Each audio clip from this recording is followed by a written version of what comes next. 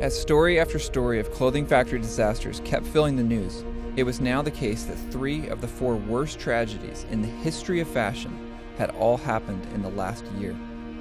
As the death toll rose, so did the profits generated.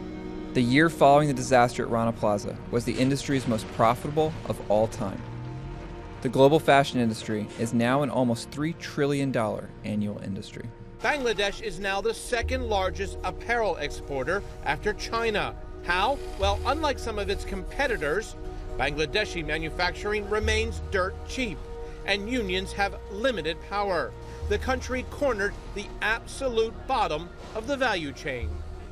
Those 1,000 poor girls lost their life because everybody didn't give damn shit, and they just wanted the cheap price and a good profit. It shouldn't be like that. Everybody should take the responsibility for those kids.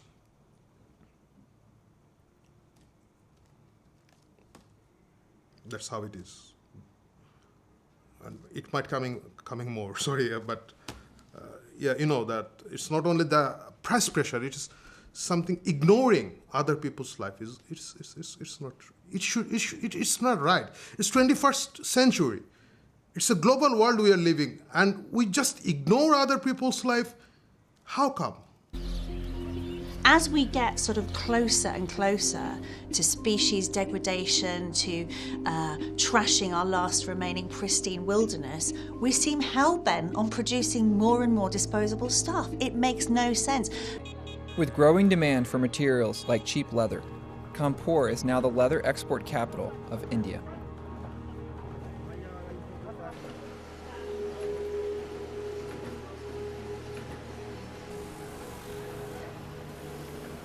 Every day here, more than 50 million liters of toxic wastewater pour out of the local tanneries. Heavy chemicals used to treat the leather, like chromium-6, flow into local farming and even drinking water. In places like Kanpur, far from the eyes of the world, major Western brands are able to source cheap materials while avoiding all accountability for the growing cost to human health and the environment. Immoral. The system they're working for, and the system that allows companies to do this, is amoral. The individuals concerned are simply products of that system and having to drive it through to its logical conclusion. What we need to do is change the way those companies operate. Operating within a system that only measures profit, companies have little incentive to do anything other than to make this quarter better than the last, no matter what damage is caused along the way. This mandate for profit at all cost is beginning to stand in direct opposition to the values that we share.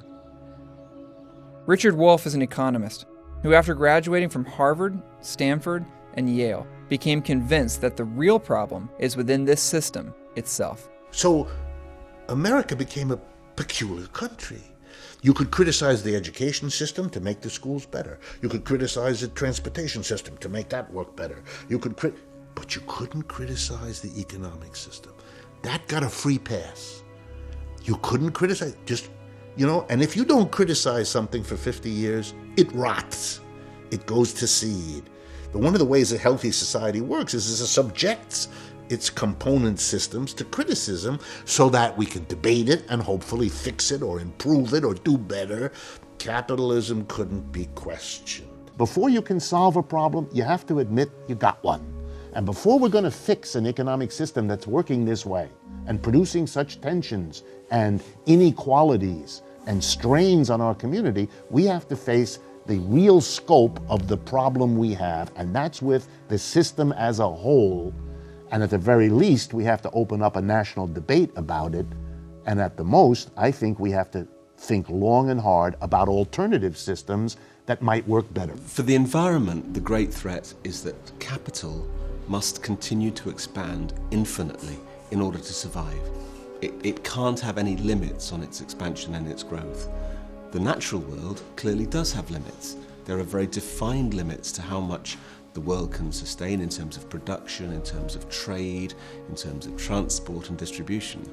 And it's quite clear that we've already overstepped a lot of those limits, which is why you're seeing such stress in the natural world at the moment. The system we live in isn't one that most people want to live in. I think it's a system that makes most people very unhappy, and I don't think people want to live on a slowly dying planet or to be exploiting, their neighbours. So I think we need huge systemic change. If you don't change this system, you're leaving intact the decision-making of these enterprises, which means a small group of executives and shareholders are going to be working in the same system, subject to the same pattern of rewards and punishments, which will sooner or later make them reimpose there or elsewhere the very conditions you're fighting against. So stop this stuff about improving their conditions. Deal with the system, or else you're not serious. Our economic system is one of consumer capitalism. And that's why the government needs to have consumption at very high levels, and why, of course, the corporations do, and why at some level most people then buy into it. I can't tell you the number of people I talk to who say, well, but if we became less materialistic, our economy would tank. Well, they're right in some level, because our economy is based on materialism. It's based on these kinds of values. That's what it needs in order to survive. That's part of the fuel that it needs.